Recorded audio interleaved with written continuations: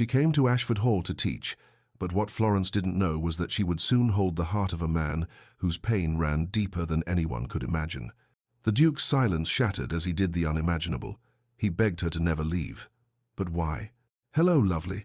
If you're enjoying this romantic tale from the past, I'd be so grateful for a like or a subscribe. It helps me bring you more stories of love, longing, and history.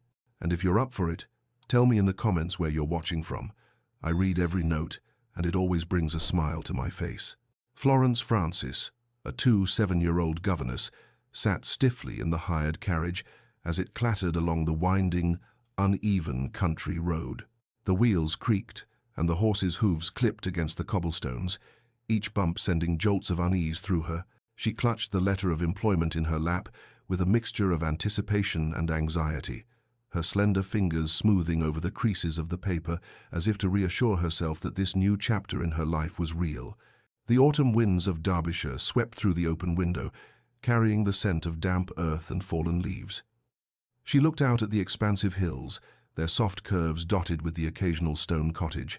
The land was breathtakingly beautiful, but to Florence, it felt distant, almost foreign.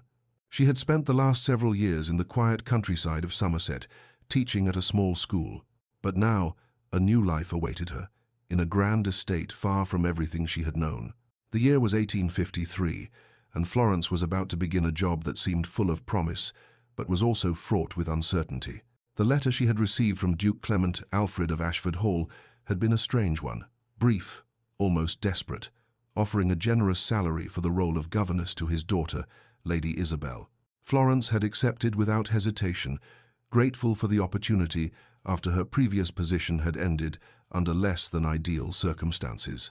Her trunk, packed with only a few modest gowns and personal belongings, rested beside her on the seat, its weight a constant reminder of the life she was leaving behind. She swallowed the knot of apprehension that had settled in her throat as the carriage rolled closer to her destination. The estate of Ashford Hall loomed ahead, its silhouette rising against the cloudy sky. "Not much farther now, miss," the coachman called over his shoulder, his voice breaking into Florence's thoughts. "Ashford Hall lies just beyond that ridge." Florence nodded silently, her dark chestnut hair pulled back into a neat bun beneath her modest bonnet.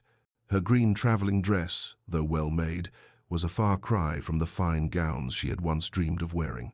Her thoughts strayed briefly to the life she had left behind, the teaching position at the modest school she had once loved, the quiet existence that had given her a sense of purpose. She had never expected to be swept into the grand world of the aristocracy, much less to live within the imposing walls of a duke's manor. As the carriage crested the ridge, Florence's breath caught in her throat. Ashford Hall stood before her, a magnificent yet melancholy structure. Its tall stone walls seemed to reach toward the heavens, its towering spires rising from the darkened stone like silent sentinels. The estate was grand, undeniably so, but it carried an air of forlornness that struck Florence instantly.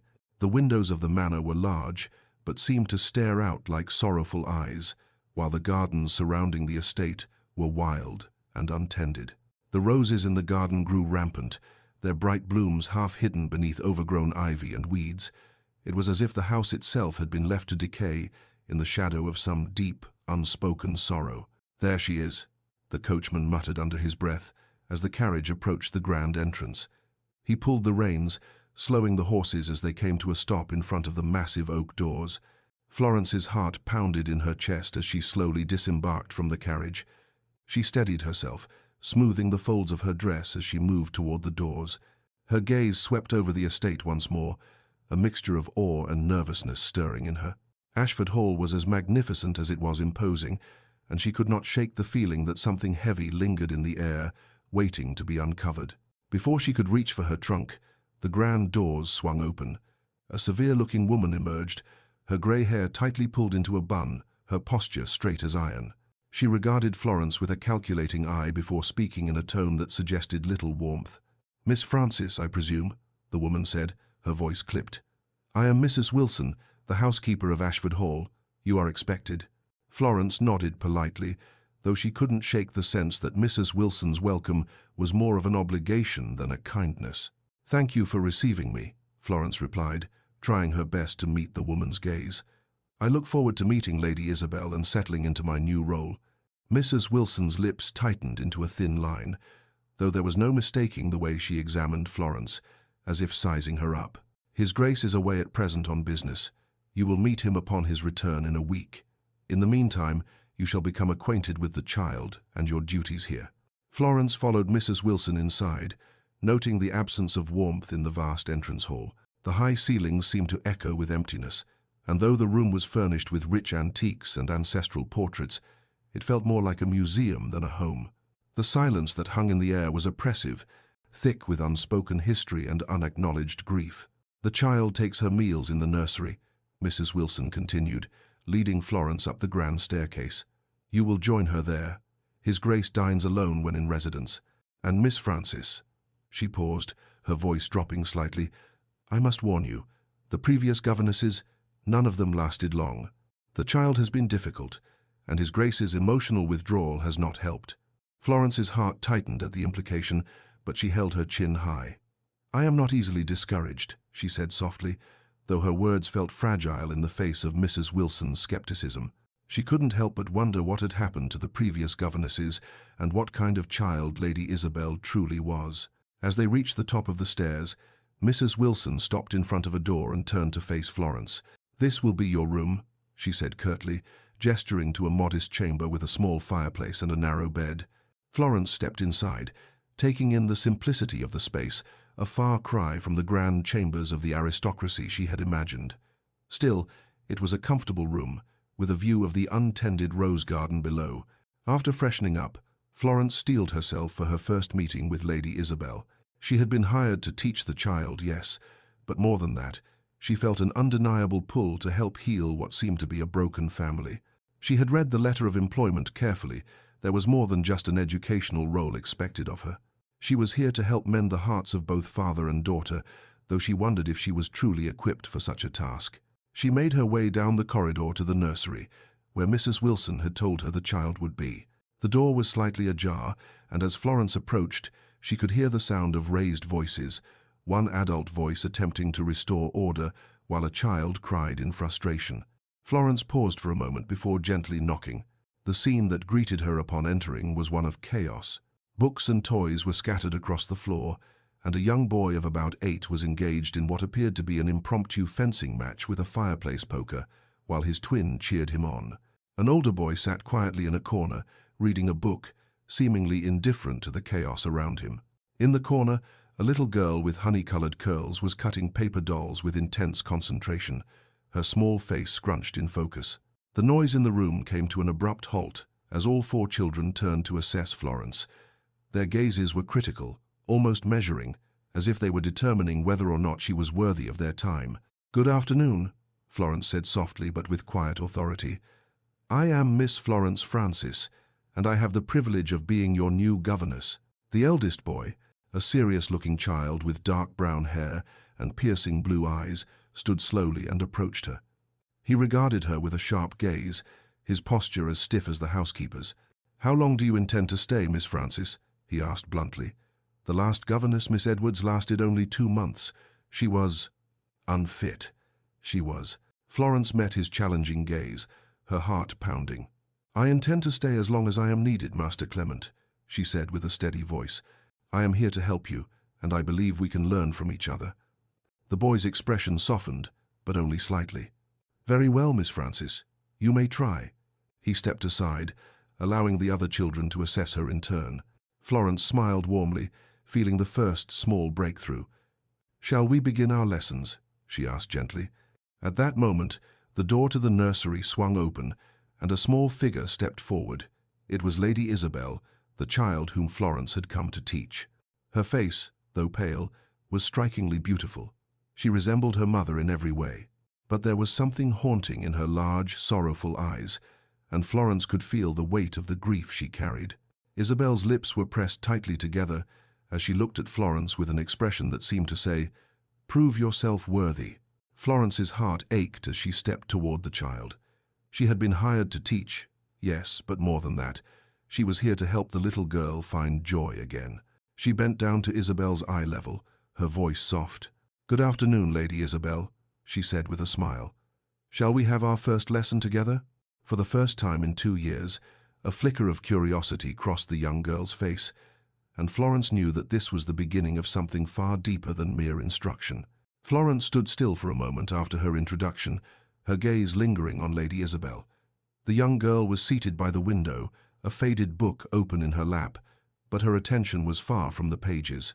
The light from the afternoon sun bathed her in a soft glow, but it couldn't quite erase the shadows beneath her eyes. Isabel's delicate features were framed by a mass of golden curls, yet there was something in her expression, something distant, that made Florence's heart ache. Florence took a slow step forward, careful not to disturb the fragile silence that hung between them. The moment she crossed the threshold of the nursery, the atmosphere in the room seemed to shift, as though the air itself was charged with some heavy, unspoken sorrow. The children, all of whom had been watching her with varying degrees of curiosity and suspicion, turned their attention to their younger sister. Isabel, however, made no move to greet her, her lips pressed tight as she avoided Florence's gaze. Florence knelt in front of Isabel, positioning herself at the child's eye level. "Good afternoon, Lady Isabel," she said gently, her voice soft and warm. Isabel's eyes flickered, the faintest sign of acknowledgement, before she quickly lowered her gaze to the book in her hands. Florence smiled kindly, understanding that it would take more than just a few words to reach this little girl. She glanced up at the other children, who had been watching her closely. The eldest, a boy with serious brown eyes and the bearing of someone far older than his years, stepped forward and cleared his throat. "Miss Frances, I trust you will be effective with her," he said, his tone formal yet laden with a hint of skepticism. His gaze was sharp, as if he were already judging her, testing whether she could live up to the challenge. Florence smiled softly and nodded. "I intend to do my best, Master Clement," she replied, her voice filled with resolve. "Every child learns differently. I will take the time to understand Lady Isabel's needs and find the right way to connect with her."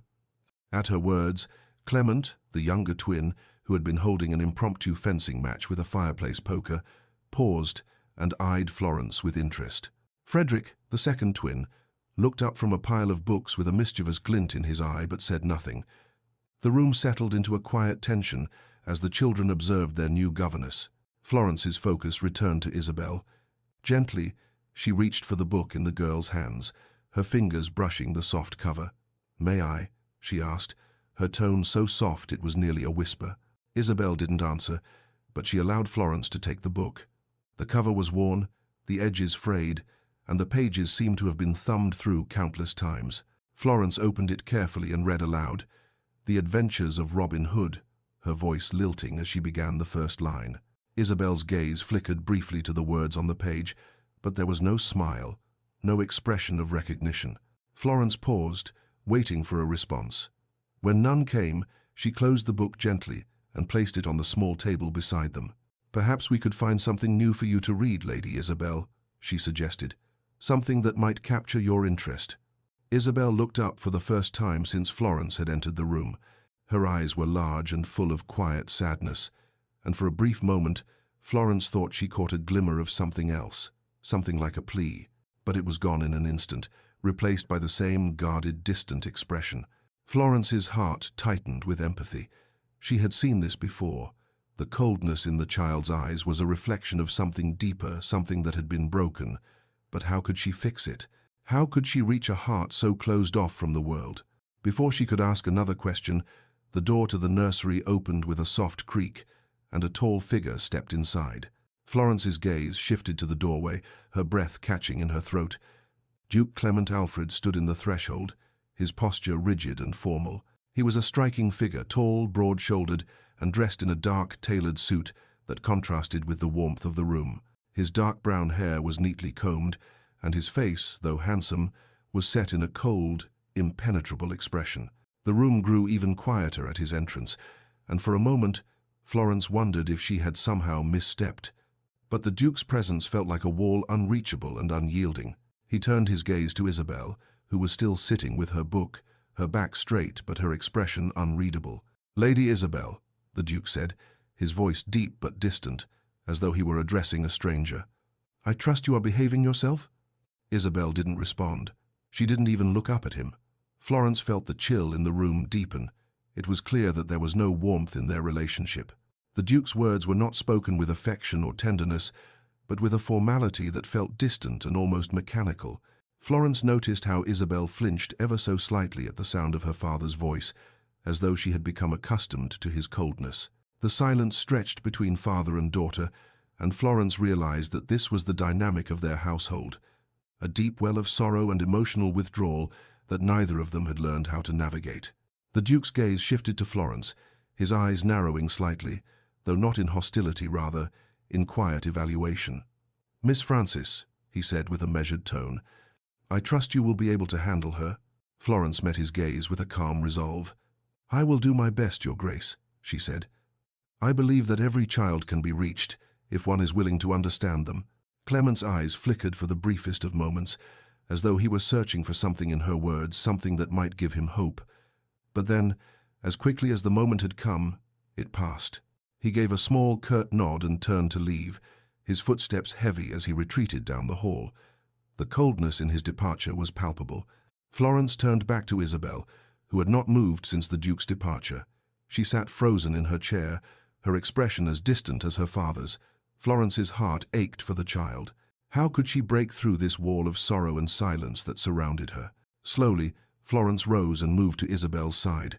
She gently placed a hand on the girl's shoulder, offering the comfort that seemed so desperately needed. "Lady Isabel," she said softly, "I know your heart is heavy, but I want you to know that I am here for you. We will work together, and I promise that we will find a way to heal the hurt you are carrying." Isabel's gaze flickered briefly toward Florence, but she said nothing. Instead, she lowered her head once more, staring at the book in her lap, her fingers curling tightly around its edges.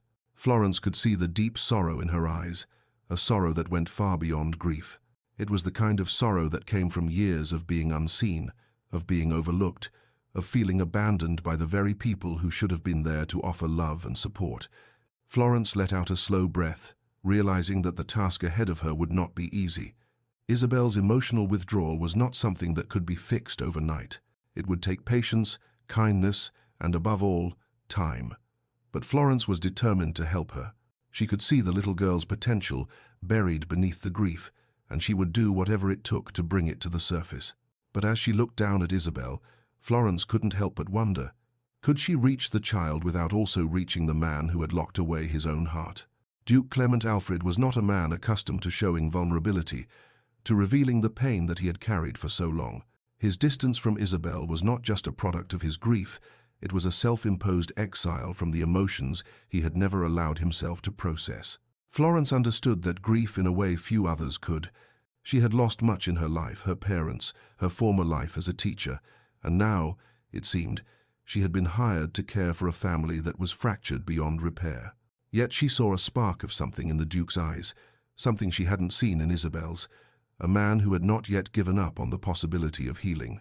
As she sat beside Isabel, Florence realized that her task was not just to heal a grieving child, it was to heal a family one heart at a time.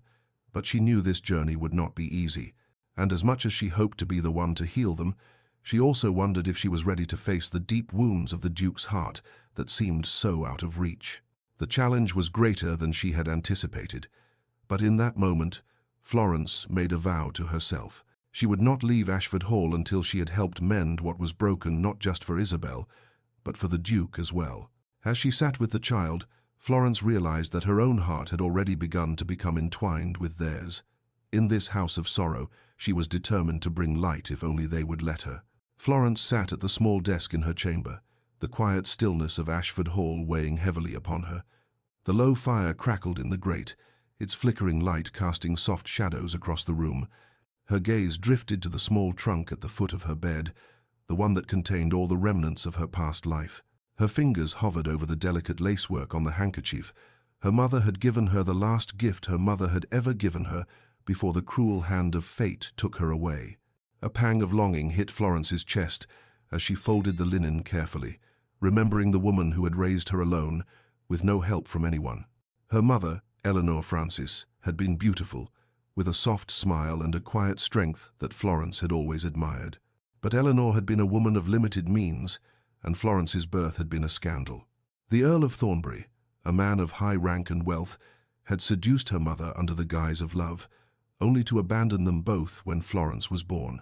The shame that came with being the illegitimate daughter of a nobleman was a constant weight that Florence had carried with her all her life. She remembered the whispers of the town's people, the cold stares of those who would never look at her the same way they did their legitimate children. Florence had known from a young age that her future would not be the same as theirs. But her mother had given her a sense of dignity, teaching her to rise above the judgments of others, to carry herself with quiet grace, even when her heart was broken. When her mother had passed from an illness just after Florence's 16th birthday, Florence had found herself alone in the world. They had never been wealthy, and the money her mother had saved was meager at best. But Florence's determination had not faltered. She sought work, taking on the roles that others would not, and gradually saved enough money to attend a local school for girls. There, she had learned to read, write, and teach, but the road had been long and fraught with hardship. After her mother's death, Florence had taken her mother's maiden name of Francis, hoping to escape the shadow of Thornbury. She had no intention of ever acknowledging the Earl again. In her heart, she had no desire to carry the name of a man who had discarded them both so easily. But fate had a way of shaping her life in unexpected ways. Florence's reverie was interrupted by a light knock at the door. She quickly wiped her eyes, as if the weight of her past could be erased with a swift motion. "Come in," she called, taking a deep breath to compose herself. The door opened, and Mrs. Wilson, the housekeeper, stepped inside with a tray of tea. The older woman's sharp eyes assessed Florence as she set the tray down on the small table by the window. "Tea, Miss Francis," Mrs. Wilson said, her voice clipped. "I trust you are settling in well." Florence offered a polite smile, though she could tell that Mrs. Wilson was still uncertain of her. "Thank you, Mrs. Wilson. The room is comfortable." The housekeeper gave a short nod, but there was something in her expression that made Florence wary. "I thought you should know," Mrs. Wilson continued, her voice lowering. "His Grace has been impressed by your influence on Lady Isabel." Florence blinked in surprise. I've only just begun to teach her." "Nevertheless," Mrs. Wilson said with a slight smile, "it seems the child responds well to you. There's no denying that she's not the easiest of children to care for, and her father, well, he has his own burdens. But it's evident you've already started to make a difference." Florence felt a rush of warmth at the praise, though she tried to hide it. "I am simply doing my best to care for her. It is no easy task, given her grief." "Indeed," Mrs. Wilson said, her tone softening just slightly. "But His Grace has been watching you, Miss Francis. I've seen it in the way he looks at you when you interact with Lady Isabel. He doesn't show it often, but he's noticing." Florence's heart gave a sharp jolt at the mention of the Duke. She had not thought much about the Duke's reaction to her presence in the household, other than the fact that he was distant and formal. Clement Alfred, the Duke, had seemed like a man who carried the weight of the world on his shoulders, a man whose grief and sorrow were buried too deep to be reached. She had seen the way his eyes softened when he watched her with Isabel, but it was always brief, gone in the blink of an eye, like something he could never allow himself to feel. "I'm not sure I understand," Florence said quietly, her hands smoothing the delicate lace of her dress as she tried to mask her discomfort. "His Grace has been kind, but I have seen little indication of anything beyond formality."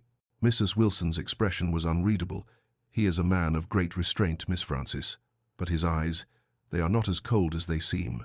Just wait and see." Florence nodded but said nothing more. She had seen enough of the Duke to know that there was a deep, unspoken sorrow behind his eyes. But could anyone reach him? She had come to teach Isabel, yes, but she had also come to heal. The child's grief mirrored her own in many ways, and the Duke's distance mirrored the way Florence had felt in her own life, alone, abandoned, and struggling to cope. The next day, Florence found herself walking along the long corridor of Ashford Hall, the weight of the Duke's words from the night before echoing in her mind. He had been distant, yes, but something had shifted when they spoke about Isabel. She had noticed the way his eyes lingered on her, almost as if he were searching for something in her. She felt the weight of that gaze. Yet it was not uncomfortable, it was almost as if he, too, was searching for answers. She had expected him to remain aloof, to continue to keep his distance. After all, it was clear that his grief had created an impenetrable wall around him, one that would take more than a governess to breach. But as she passed the study that day, she caught sight of the Duke standing by the window, his back to her.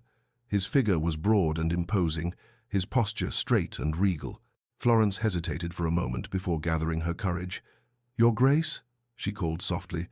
He turned, and she was caught off guard by the intensity in his gaze. It was the first time he had truly looked at her since her arrival, and she could see the weight of his emotions behind those deep-set eyes. "Miss Francis," he said, his voice soft but firm, "I trust Lady Isabel is doing well." Florence nodded, feeling an unexpected warmth at the mention of the child. "Yes, Your Grace. We've made some progress. She's still reserved, but I believe she's beginning to open up." "I've noticed," the Duke said, his lips pressing together as he stared at her for a moment longer than was strictly necessary. There was something in the way he looked at her that made Florence's heart flutter unexpectedly. She had never seen him this vulnerable, never seen him let down his guard, even for a moment. "I must admit," he said after a moment, "I did not expect to find someone so capable in such a short time." Florence's breath caught in her throat. "I am only doing what I can, Your Grace," she replied, her voice steady despite the racing of her heart. "Lady Isabel's well-being is my utmost concern." He studied her for a long moment, and Florence could feel the invisible tension between them. "I can see that," he murmured, almost to himself. "I can see that in everything you do." The silence stretched on, and Florence, despite herself, felt the stirrings of an emotion she had not expected. She had come here to teach, to heal the broken hearts of father and daughter. But in that moment, she wondered if it was not just Isabel who needed healing. The Duke, too, was a man lost in his own grief, and perhaps, she thought, her role here was not only to mend Isabel's broken heart, but to touch the heart of the man who had closed his off from the world. But Florence quickly shook off the thought. The boundaries between them were clear. He was her employer, a man of noble blood, and she was simply a governess, a woman of humble origins. There was no room for such emotions to flourish, no matter how much she might feel the pull of something more. That evening, as Florence sat by the fire in her chamber, a letter arrived. It was from Mr. Edgar Whitmore, the wealthy textile merchant who had once proposed marriage to her. Florence's stomach twisted as she recognized the handwriting. She had not heard from him in over 2 years, not since she had rejected his proposal. She opened the letter with trembling hands, her breath catching as she read the words that followed. Whitmore's letter was filled with scorn, accusing her of being a woman of loose morals, suggesting that she had been his mistress before he had proposed to her. He claimed that Florence had only accepted the position at Ashford Hall as a way to escape her past, a past that, he said, would soon catch up with her. The bile rose in her throat as she read the letter, the accusations cutting deeper than she could have imagined. Florence knew Whitmore had never truly loved her. He had been cruel and controlling, and when she had rejected him, he had resorted to spiteful lies. But now, he was trying to ruin her new life. He had somehow discovered her position at Ashford Hall and was intent on destroying her reputation. As Florence set the letter aside, she knew the storm that was coming. Whitmore had already made a name for himself as a man of influence in society. His lies, if spread, could ruin her chance at ever being accepted anywhere again. The next day, Florence's worst fears were realized. Lady Constance Pemberton, Clement's former fiancée, made her first appearance at Ashford Hall. Florence had heard whispers of her from the house staff, how Constance had been waiting for Clement to propose to her since his wife's death. The moment Constance entered the room, Florence could sense the animosity between them. Constance, tall and elegant, held herself with an air of superiority, her eyes sweeping over Florence with cool appraisal. She had a plan, Florence could tell, and it didn't involve Florence's continued presence at Ashford Hall.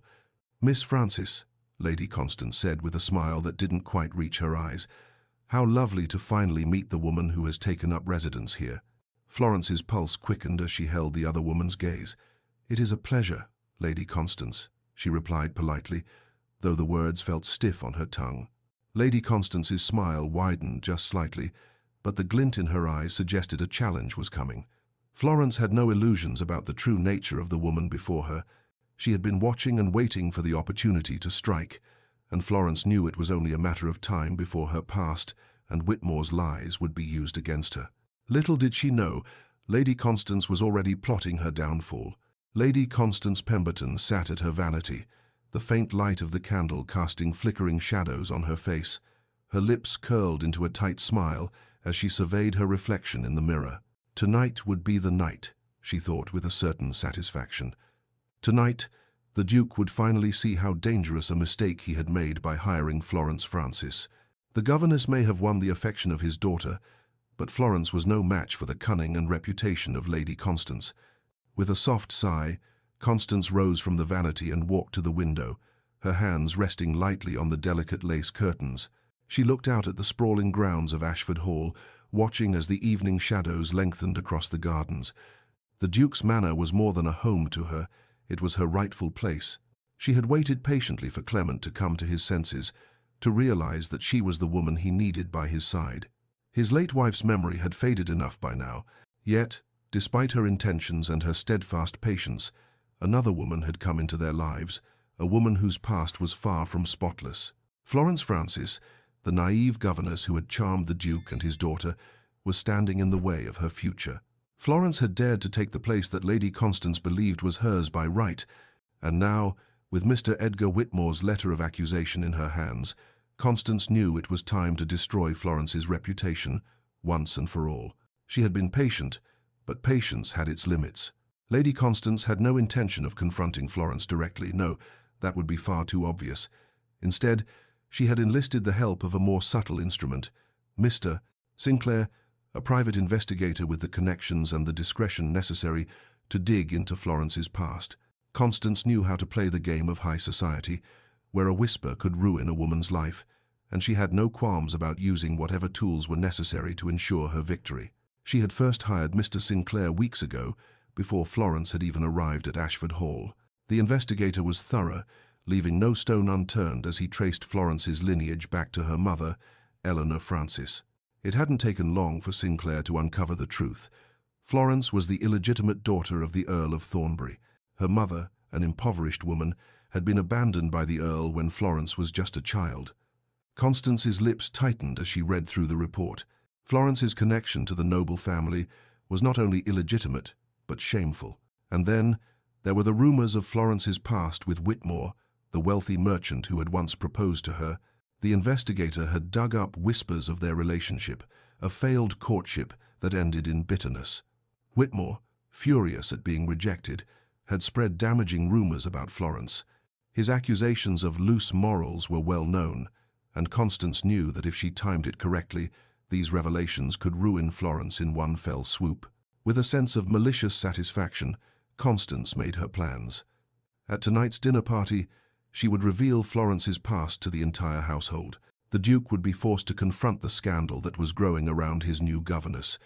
Florence's position would be shattered, and Constance would finally take the place that was rightfully hers. The grand dining room of Ashford Hall was filled with the soft murmur of conversation and the clinking of fine china as the dinner party progressed. The guests, many of whom were influential members of society, seemed unaware of the storm that was about to break over them.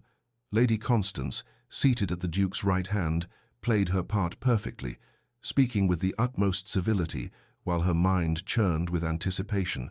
Florence, dressed in a simple yet elegant gown of soft lavender, stood at the far end of the room, serving the guests with the quiet grace that had won her the affection of Lady Isabel, and it seemed the Duke as well.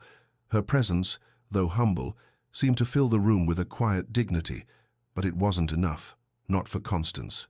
As the meal continued, Constance exchanged a look with Mr. Sinclair, who had been standing near the door for the better part of the evening. He nodded ever so slightly, signaling that the moment had come. Constance rose gracefully from her seat, a cold smile playing on her lips. The entire room seemed to fall silent as she addressed the gathering. "Forgive me for interrupting," she said with a tone that was sweet, but edged with something darker. "But there is something of great concern that I believe you all should know." Florence's heart skipped a beat as she glanced nervously toward the head of the table. The Duke, who had been speaking to a nearby guest, suddenly stilled. The room fell into an uncomfortable silence, the guests looking at Constance with curiosity. "I have recently been informed of certain details about Miss Francis's past," Constance continued, her voice smooth and controlled. She made no effort to glance at Florence, but instead focused all of her attention on the Duke. "It seems that Miss Francis's family history is not as respectable as it might appear. It has come to light that she is, in fact, the illegitimate daughter of the Earl of Thornbury." There was a sudden collective gasp from the guests. Florence's blood ran cold, and she fought to keep her composure as the whispers started. Constance's eyes shone with triumph as she continued. "But that is not all," she added, her voice almost a whisper, but loud enough for everyone to hear. "It seems Miss Francis also has a rather unsavory reputation, one that has followed her throughout her life. She was once pursued by Mr. Edgar Whitmore, a wealthy merchant, who proposed marriage to her. But when she refused, Mr. Whitmore claims that she was his mistress, a woman of loose morals." A murmur rippled through the room, and Florence felt her face flush with embarrassment and anger. She had never imagined that her past would come back to haunt her so quickly. The accusations were lies that Whitmore had spread to get back at her for rejecting him. But in this moment, Constance's words had the power to ruin everything she had worked for. The Duke's face had gone pale, and he looked between Florence and Constance, his expression one of disbelief and confusion. Florence could see the doubt in his eyes, and for a moment she feared that he might believe the lies that were being spread about her. But before she could say anything, the room grew silent as the Duke stood up, his chair scraping across the marble floor. "Enough," Clement said, his voice firm but strained. "This is not the time nor the place for such gossip." But Constance wasn't finished. She had already planted the seed of doubt, and she would not let it go without fully making her case. "But, Your Grace, the truth cannot be ignored. Miss Francis's past—" "I said enough, Constance," the Duke interrupted, his voice colder now. He turned to Florence, his gaze searching her face. "Is this true, Miss Francis?" Florence felt a lump form in her throat, but she forced herself to meet the Duke's gaze. "No, Your Grace," she said firmly, though her voice trembled slightly. "It is not true. The rumors that Mr. Whitmore has spread are false. I had no relations with him. He is simply angry that I rejected him." The Duke's eyes softened for a brief moment, but he quickly masked the emotion. He turned away from her and walked to the window, staring out into the night. Florence could feel the weight of his silence, the burden of his judgment pressing down on her. Later that night, after the guests had left, the Duke called Florence into his study. The fire crackled softly in the hearth, casting a warm glow across the room, but the Duke's demeanor was anything but warm. He stood by the window, his back to her, his posture rigid. "Miss Francis," he began, his voice strained, "I need to know the truth. Is what Constance said true? Are you really the daughter of the Earl of Thornbury?" Florence swallowed the lump in her throat, feeling the weight of his scrutiny. "It's true that I am the daughter of Earl Thornbury," she said quietly, "but I am not ashamed of that. I've worked hard to make my own way, to build a life separate from him. And as for Mr. Whitmore, I have already told you he lies. I never had an affair with him. He is simply angry that I rejected him." The Duke's silence stretched between them, the weight of his internal conflict clear. He had heard the rumors, and now he was unsure what to believe. The elegant facade of Ashford Hall seemed to crumble as the air grew heavier with the unspoken tension. "You must understand," the Duke said, his voice quiet but strained. "This is not simply a matter of your reputation. It's about my daughter, my family. I cannot afford to have such a scandal surrounding us." Florence's heart sank. "Your Grace, I would never do anything to harm you or your family. I only want to help Isabel, to see her smile again." The Duke turned sharply, his eyes narrowing. "You think this is about Isabel?" he asked, his voice rising. "I hired you to teach her, yes. But this," he gestured toward the door, toward the scandal that had been brought into their lives. "This is about far more than just Isabel." Florence stood her ground, though every word felt like a dagger. "I understand the weight of your concerns, Your Grace," she said, her voice steady despite the turmoil within her. "But I will not leave. I have given my word to your daughter, and I will not break it, no matter what rumors are spread about me." The Duke's words lingered in the air, a heavy silence descending between them. Florence knew that she had no choice but to leave. The Duke had made his decision, and she had no place here in the face of the scandal that had been brought to light. But as she prepared to leave the next morning, her heart ached. She had come to care for Lady Isabel, to believe that, perhaps, she could make a difference in the broken family. Yet the very person who had seemed so close, so reachable, was now distant, cold, just like everyone else in her life. In the quiet of her room, as she packed her meager belongings, she wondered if she had ever truly belonged anywhere. The sun had barely risen, casting a soft golden light through the heavy curtains of the Duke's study when the news arrived. Florence, still in her simple morning gown, was reading in the nursery when Mrs. Pembroke hurried into the room, her face pale and tight with concern. "Miss Frances," she gasped, catching her breath. "Lady Isabel, she's very ill." Florence's heart skipped a beat. "What do you mean?" she asked, her voice a little more frantic than she intended. "Fever, miss," Mrs. Pembroke explained, wringing her hands. "The poor child has been burning with it since the night before, and now she can barely breathe. The doctor has been called." Florence's chest tightened with an unexplainable fear. Isabel, though quiet and reserved, had been a fragile flower in many ways, and this fever seemed to have come on too suddenly, too violently. "Where is she now?" "The nursery. I've tried to comfort her, but—" Mrs. Pembroke's voice trailed off in a way that suggested she knew there was little that could be done. Florence wasted no time. She quickly turned, making her way toward the nursery with quick but steady steps, her heart pounding in her chest. She had seen the child's illness progress in a way that was too familiar, too terrifying. Florence had lost her mother to an illness when she was young, and the memory of helplessly watching someone she loved slip away was still a fresh wound in her heart. The nursery door was ajar, and Florence slipped inside without a sound. Lady Isabel lay in her bed, her small frame twisted and flushed with fever. Her once vibrant curls were matted to her forehead with sweat, and her breathing came in shallow, painful gasps. Mrs. Pembroke hovered at the foot of the bed, wringing her hands in distress. The nursemaid's usual plump figure was gone, replaced by an uncharacteristic thinness as worry etched her face. Isabel's pale cheeks were damp with perspiration, and her lips were barely parted as she whispered something incoherent under her breath. Florence's heart clenched at the sight. Without a second thought, she moved to Isabel's side.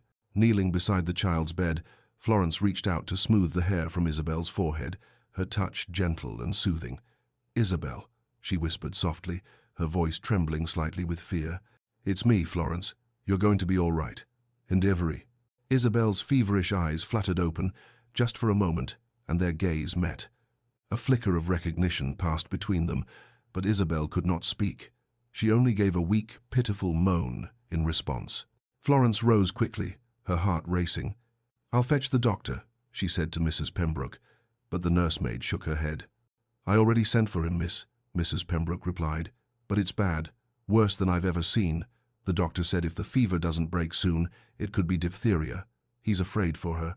The word hit Florence like a physical blow. Diphtheria was a cruel disease, and its toll on children was often unforgiving. The fear in Mrs. Pembroke's voice was something Florence knew all too well, and the panic began to surge through her own veins.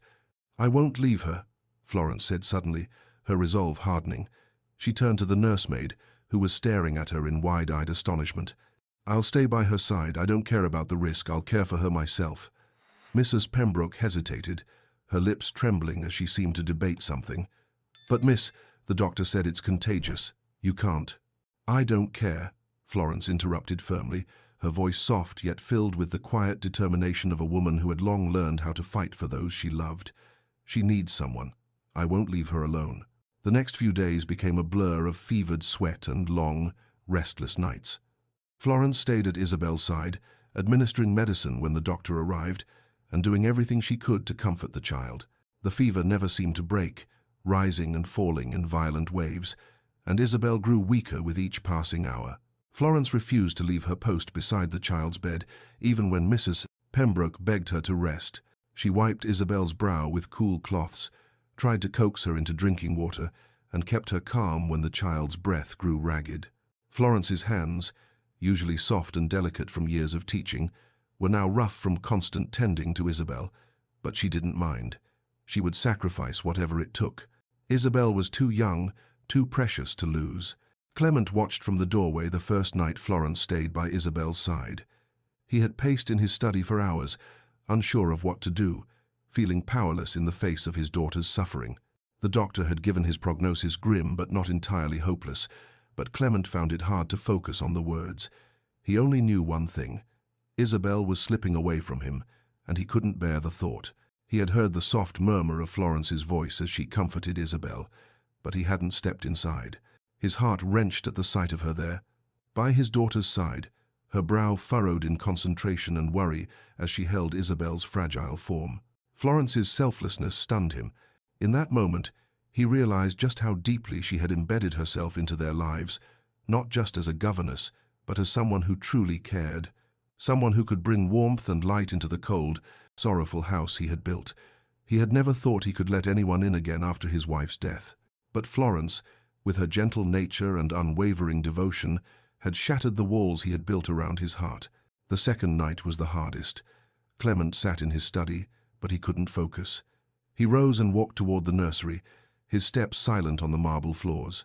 He couldn't help but feel the pull to check on them, to see for himself how Isabel was faring and if Florence was holding up.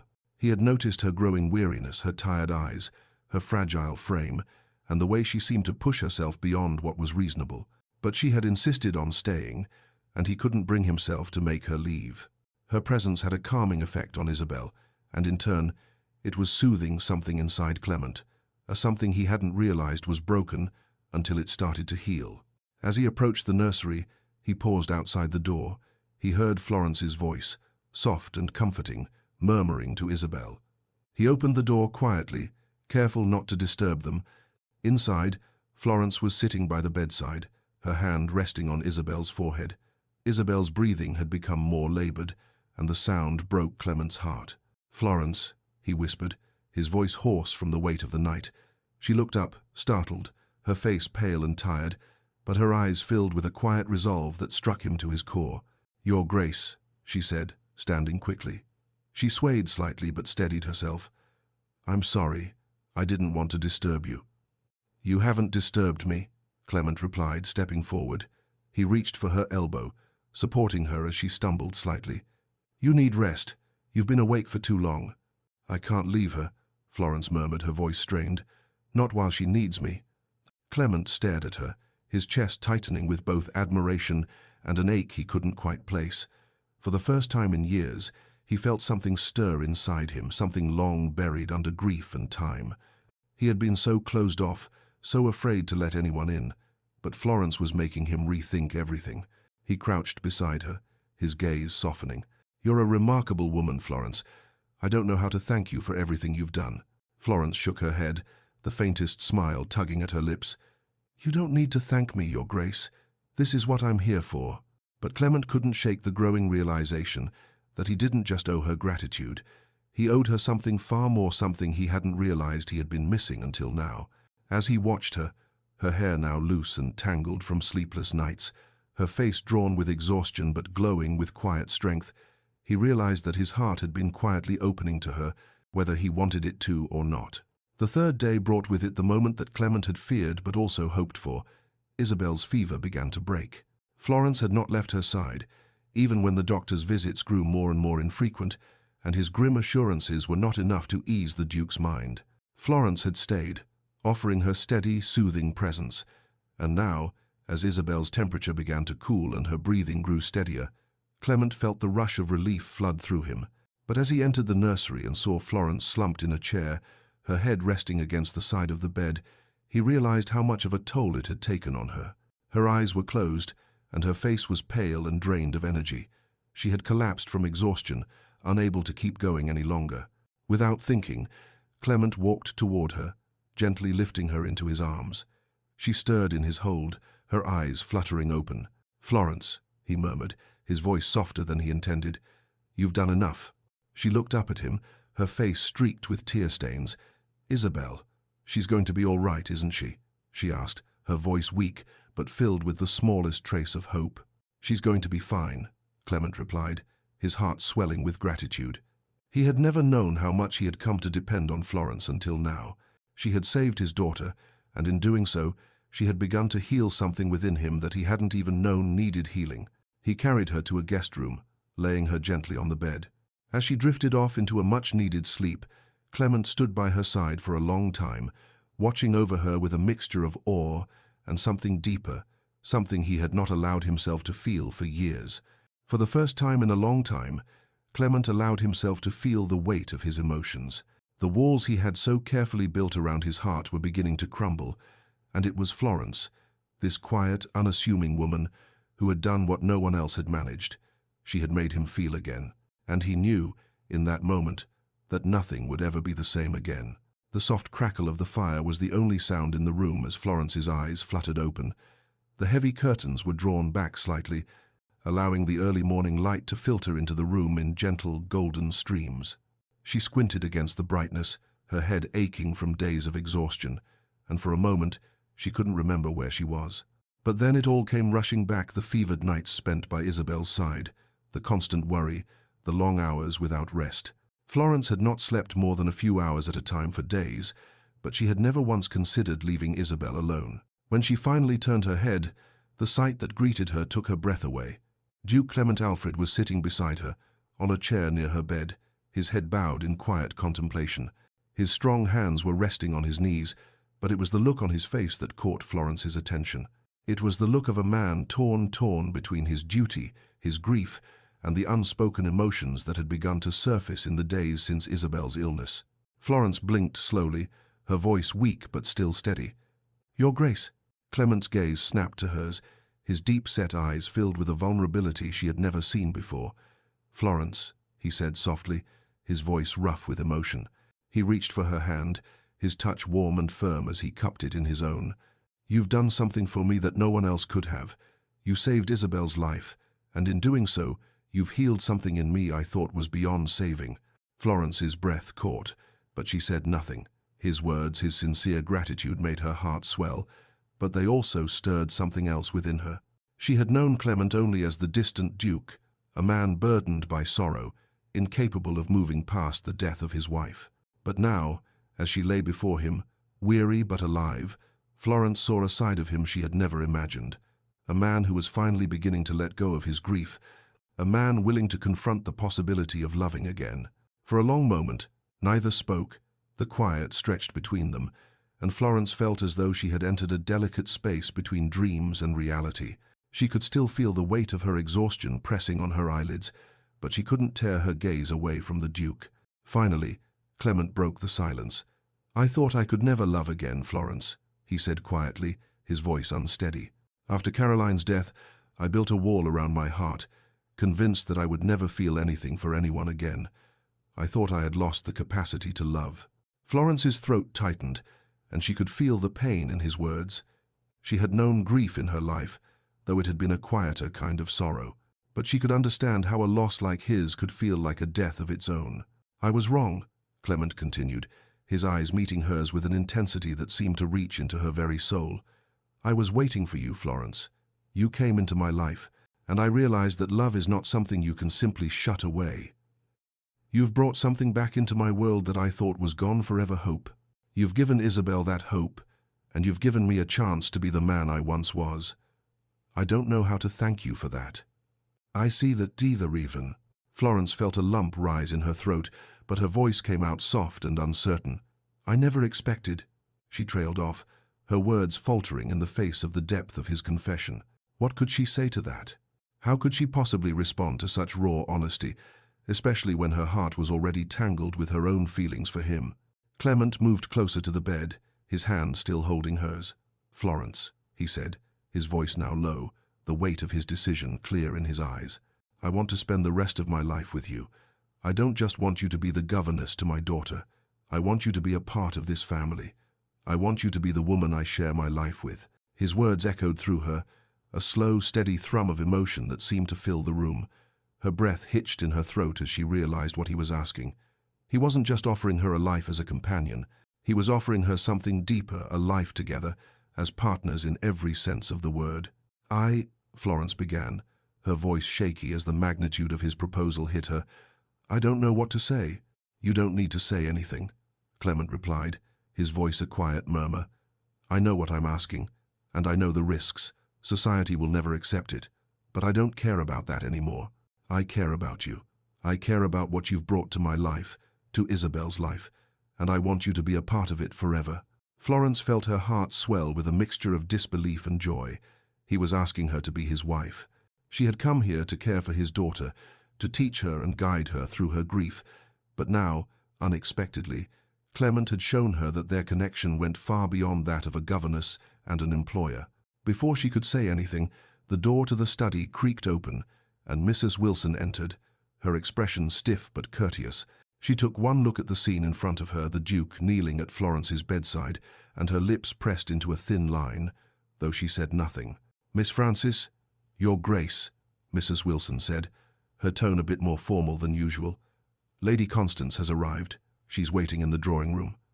Clement straightened at once, releasing Florence's hand reluctantly, though his gaze lingered on her a moment longer than necessary. "Of course," he said, his voice now distant and cold. He stood up, moving toward the door with purpose. "I'll attend to her. We'll speak more later, Florence." But before he could leave, Florence called out softly, her voice trembling with emotion. "Clement," she said, and he turned back to her, his expression a mixture of confusion and hope. "Yes? I accept," she whispered, her voice barely audible but filled with a warmth that she could no longer contain. "I will marry you. I'll be the mother of your children." Clement's eyes widened with something akin to disbelief, and for a moment he stood frozen, as though he had not expected her to say yes. But then a radiant smile broke across his face, his features softening with a joy he hadn't felt in years. "Thank you," he said, his voice thick with emotion. He stepped toward her once again, bending down to press a gentle kiss to her forehead. "You've made me the happiest man in England, Florence." Later that evening, Clement stood before the grand mirror in the drawing-room, his hands resting on the polished surface of the mantelpiece. Lady Constance sat on the other side of the room, her sharp eyes studying him, waiting for him to acknowledge her presence. "I assume you have something to say, Constance," Clement said coldly, not bothering to meet her gaze. He could feel the weight of the decision that had already been made, and he knew what was coming. "You've made your choice, I see," Lady Constance said, her voice tinged with a mixture of disdain and disbelief. "But you do realize what this means, don't you, Clement? The scandal will be unforgivable. She's not even of noble birth, and now you'll marry her. This will ruin everything you've worked for." Clement turned to face her now, his expression hardening. "You're right, Constance. It will ruin everything, but I don't care anymore." His voice was calm, but the finality in his words was unmistakable. "Florence is the woman I love, and I will marry her, regardless of what society thinks. You can do as you please, but I will not stand for anyone tarnishing her name. No one will speak ill of her in my house. And if they do, they will be barred from my company forever." Lady Constance's face blanched with fury, and she stood up abruptly, her elegant gown rustling as she moved to the door. "You'll regret this," she spat, her voice filled with venom. "Mark my words, Clement, you've made a terrible mistake." Before Clement could reply, the door slammed shut behind her, leaving him standing alone in the room, a sense of calm washing over him. He had made his choice, and there was no turning back. The next morning, after the confrontation with Lady Constance, Clement found himself walking down the long corridor toward the nursery. He had promised Florence that he would be there for Isabel, that he would be the father she needed. He had realized, in his heart, that Isabel had been waiting for him to return to her, to let go of the past and embrace her as his daughter. When he entered the nursery, Isabel was sitting up in bed, a slight flush of color returning to her cheeks. Florence sat beside her, holding Isabel's hand and gently talking to her. As Clement approached, Isabel's eyes met his, and for the first time in 2 years, a smile appeared on her lips, a tentative but real smile. "Papa," Isabel whispered, her voice soft but clear. "You're here." Clement's heart swelled with emotion as he knelt beside her. "I'm here, Isabel," he said, his voice thick with unshed tears. "I'm here, and I'm not going anywhere." Isabel reached out and took his hand, squeezing it tightly. "Mama says you love me." Clement's gaze flickered toward Florence, who was watching them both with a soft smile. His heart filled with gratitude, and he knew, without a doubt, that this was the family he had been waiting for. Later that afternoon, Clement took Florence by the hand and led her to the garden. The sun was setting, casting a warm glow over the restored rose bushes and the freshly trimmed hedges. It was here, in the quiet of the garden, that Clement made his final declaration. "I will marry you, Florence," he said, his voice firm with conviction. "Not for duty, not for society, but because I love you. You've brought my family back together. You've healed Isabel, and you've healed me. I cannot imagine my life without you." Florence's eyes filled with tears as she gazed at him, overwhelmed by the depth of his words. "I love you too, Clement. I've always loved you." And in that moment, with the sun setting behind them, Clement knew that no matter the challenges they would face them together as a family. Weeks had passed since Clement and Florence had finally confessed their feelings to one another, and the transformation in Ashford Hall was undeniable. The once somber and oppressive atmosphere that had hung like a dark cloud over the house had gradually shifted, replaced by an air of warmth and tenderness. Florence's presence, gentle and steady, had brought a light into the halls of the manor that had been missing for far too long. Isabel, who had once been a quiet and withdrawn child, was beginning to flourish under Florence's care. The girl's smiles had become more frequent, her laughter more spontaneous. She had started playing with other children, something she had not done in years. And even Clement, though still carrying the weight of his grief, had allowed himself to be more present, more engaged in the lives of his children. The walls that had once separated him from his daughter were slowly crumbling, and he had begun to embrace his role as her father, no longer letting the shadow of his late wife's death dictate his actions. Florence, with her patience and unwavering support, had helped him reconnect with his family in a way he hadn't thought possible. But despite the growing sense of peace, there were still moments when Clement felt the weight of his past pressing down on him. He couldn't escape the lingering guilt that haunted him, guilt for not being there when his wife needed him, guilt for not fully seeing the pain his daughter had endured after her mother's death. He had buried those feelings deep inside, not daring to confront them. But now, with Florence by his side, those emotions began to surface. One afternoon, after Isabel had gone to her art lesson, Clement found himself drawn to the garden. The sunlight filtered through the trees, casting long shadows over the stone pathways and the neatly trimmed hedges. It was a quiet, peaceful place, a place where he had spent many hours with his late wife. Caroline had always loved the garden. She had tended to the roses with great care, and it was there that she had spent the final days of her life, watching the flowers bloom while the fever took hold of her. It had been her sanctuary, and now it was his. Clement stood in the center of the garden, his gaze falling on the rose bushes that Caroline had so lovingly cultivated. The scent of the flowers was faint, but it stirred something in him, something he hadn't allowed himself to feel in years. It was a mix of grief and longing, the kind of emotion that seemed too much to bear. He didn't hear Florence approach, but the soft rustle of the grass beneath her feet alerted him to her presence. She stepped up beside him, her gaze following his, her hand finding his in a quiet gesture of comfort. "Clement," Florence said gently, her voice a soothing balm to his troubled soul. "What's on your mind?"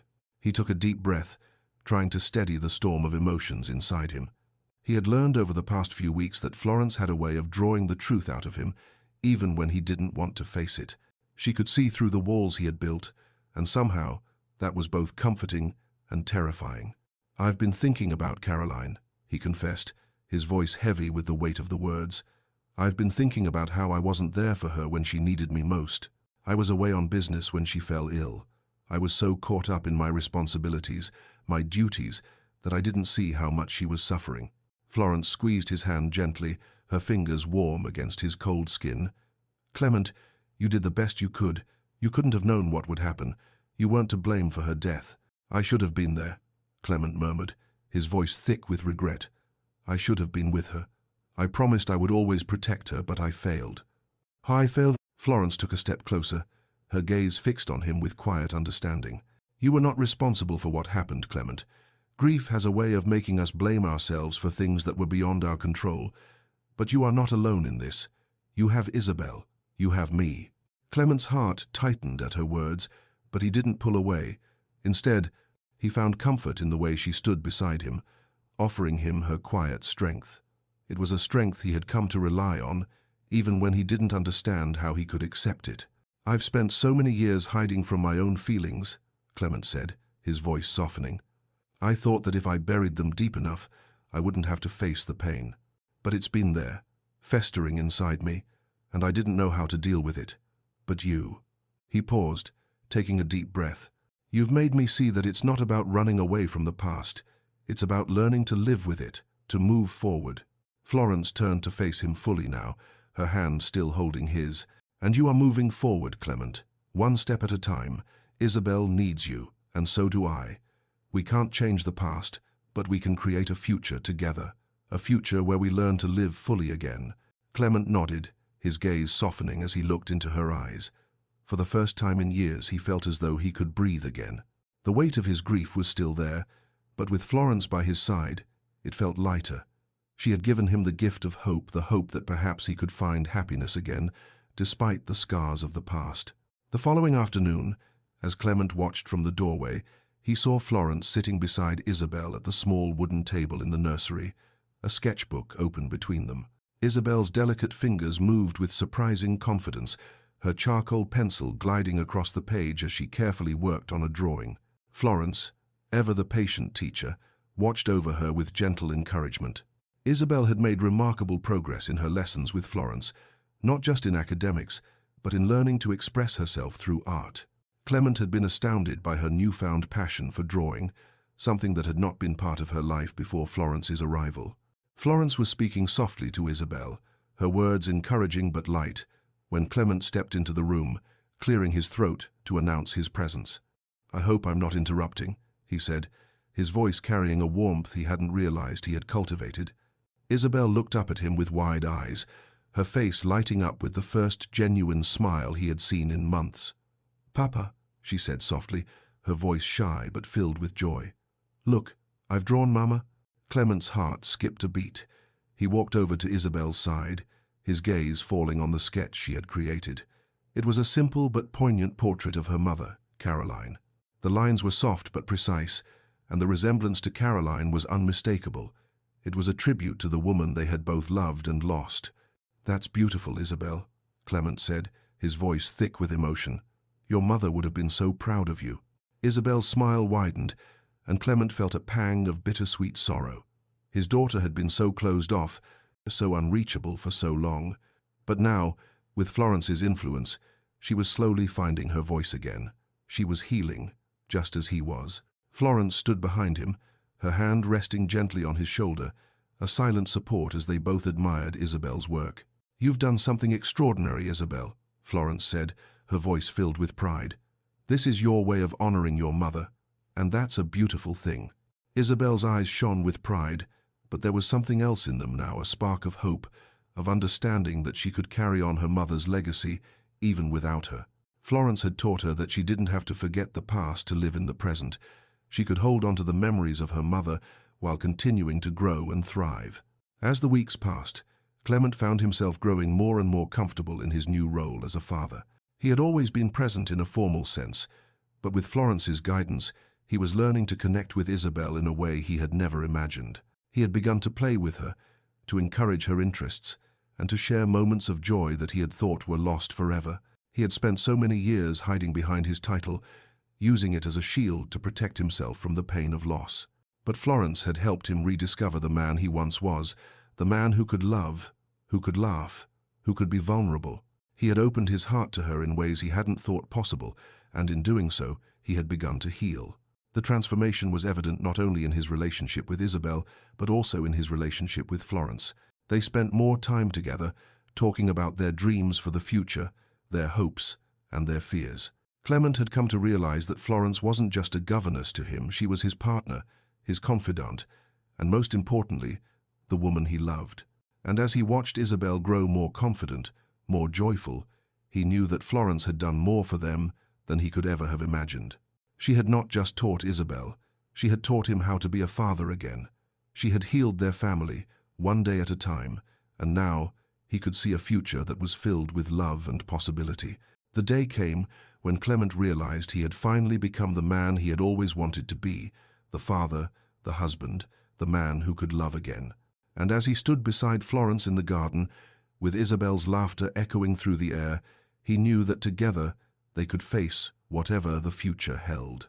"Thank you," he said softly, his hand finding hers once more, "for everything." Florence smiled, her eyes warm with understanding. "You don't have to thank me, Clement. I'm just doing what any family would do for one another." And in that moment, as they stood together in the garden that had once been a place of grief, Clement knew that their family was whole again. The wounds of the past had begun to heal, and in their place there was only love, love that had been rediscovered, love that had blossomed once more in the warmth of the present. 1 year had passed since Florence and Clement had exchanged vows beneath the warm glow of a quiet church, away from the pomp of the world's expectations. The summer sun bathed Ashford Hall in its gentle light as the estate flourished, much like the family that resided within its stone walls. The garden, which had once been a place of melancholy, was now alive with vibrant colors, roses climbing trellises, lavender swaying in the breeze, and the unmistakable scent of jasmine lingering in the air. The sound of laughter, once so rare within the halls of the Duke's home, echoed through the estate, filling the spaces with a warmth that only true healing could bring. Florence, now Duchess of Ashford, sat beneath the shade of a sprawling oak tree in the garden, cradling their newborn son in her arms. Her dress, a soft shade of green that complemented the lush surroundings, fluttered lightly in the breeze as she gently rocked her son, a peaceful smile playing on her lips. The baby, nestled in the crook of her arm, cooed softly, his small fingers grasping at the fabric of her gown as his tiny eyelids fluttered shut. Isabel, who had grown into a bright, curious girl over the past year, sat nearby on a blanket spread across the grass, her once pale cheeks now radiant with health. She was reading aloud from a book of poetry, her voice soft but clear, as her younger brother, who had just begun to toddle around the garden, sat beside her, watching her with wide, admiring eyes. It was a moment of perfect tranquility, a stark contrast to the household's once sorrowful existence. Clement stood just a few feet away, his gaze fixed on his family. His broad shoulders, once hunched under the weight of his grief, were now relaxed, his posture no longer stiff with the weight of the title he had inherited, but never truly embraced. He no longer carried the heavy mantle of the somber Duke. The joy in his heart had finally found a place to settle, and Florence, the woman who had entered his life as a governess to his daughter, had become the cornerstone of everything he had learned to cherish. His eyes traced the familiar, loving contours of Florence's face as she looked down at their son, her expression one of utter devotion. There was no mistaking the depth of the bond they shared. Florence had not only healed Isabel and brought light back into the Duke's darkened heart, but she had transformed the very essence of their family. With each passing day, Clement realized just how much he had taken for granted, the simple joys of family, of love, of being present. For the first time in years, he was at peace.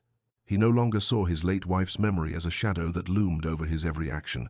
Caroline's presence, though still cherished in his heart, had faded into a place of fond remembrance.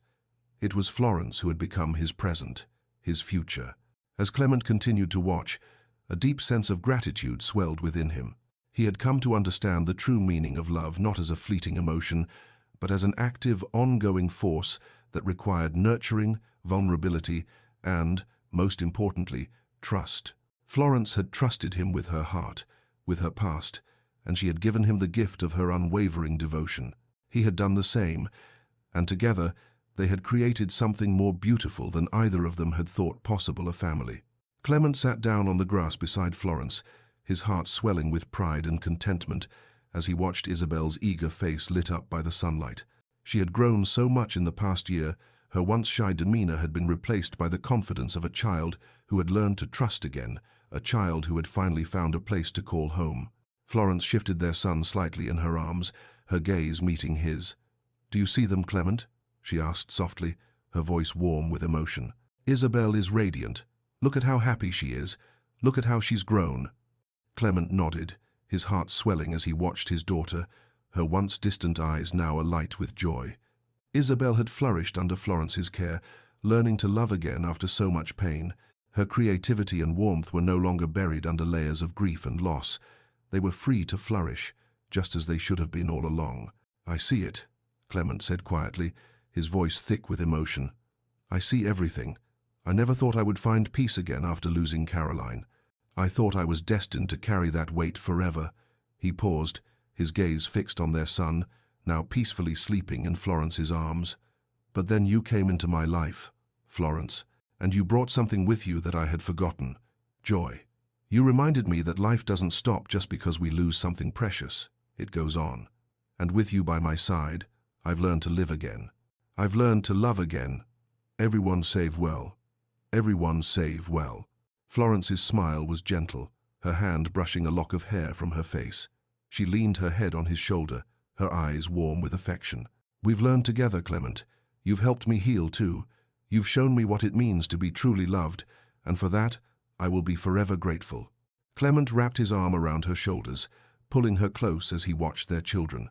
The sight of them, Isabel reading to her brother, the baby cooing softly in Florence's arms, was a living testament to the healing that had taken place over the past year. It wasn't just Isabel who had healed. It was their whole family, and it was Florence who had brought them all back together. "I don't think I could have done this without you, Florence," Clement said, his voice barely above a whisper. "You've shown me what family is, and you've taught me how to be a father again. I've been blind to so much for so long, and I've been so afraid. But you've given me the courage to let go of the past and embrace the future. You've made me realize that I don't have to be perfect. I just have to love." Florence's eyes sparkled as she turned to face him, her gaze filled with tenderness. "You've always been enough, Clement. You've always been enough for me." For a long moment, they sat in silence, each of them lost in their own thoughts, but there was an unspoken understanding between them, an understanding that no words could fully capture. The past year had been transformative, and their lives had taken a turn they never could have anticipated. But in the quiet moments like this, as they sat together in the garden, surrounded by the sounds of their family and the beauty of the world around them, Clement realized that he had everything he needed right here. He had love, he had family, and he had hope.